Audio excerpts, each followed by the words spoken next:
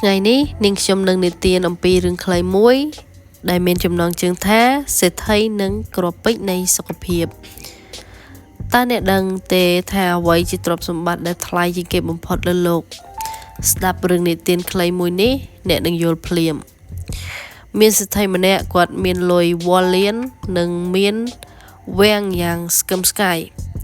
គាត់រវល់តែរកលុយរហូតដល់ភ្លេចញ៉ាំបាយឲ្យទៀងពេលភ្លេចហាត់ប្រាណនិងសម្រាកតិចតួចបំផុតថ្ងៃមួយគាត់បានធ្លាក់ខ្លួនឈឺធ្ងន់រហូតដល់ដេកនៅលើគ្រែពេទ្យដោយដកដង្ហើមញាប់គាត់បានសម្លឹងមើលទៅគំនរមាសប្រាក់របស់គាត់ហើយនិយាយទាំងទឹកភ្នែកថាមាសប្រាក់ទាំងនេះមិនអាចទិញខ្យល់ដង្ហើមឲ្យខ្ញុំបានសូម្បីតែ1នាទីផងបើខ្ញុំអាចត្រឡប់ក្រោយបានខ្ញុំនឹងមិនដោះដូរសុខភាពរបស់ខ្ញុំដើម្បីទៅលុយទាំងនេះឡើយរឿងនេះចង់ប្រាប់យើងថារាងកាយរបស់អ្នកគឺជាផ្ទះតែមួយគត់ដែលអ្នកត្រូវរស់នៅ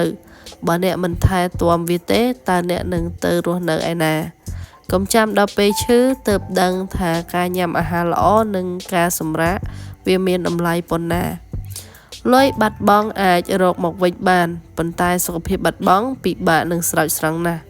ចាប់ផ្ដើមស្រឡាញ់ខ្លួនឯងពីថ្ងៃនេះទៅបើអ្នកយល់ថាវីដេអូនេះមានប្រយោជន៍កុំភ្លេចចែករំលែកទៅកាន់មនុស្សដែលអ្នកស្រឡាញ់ផង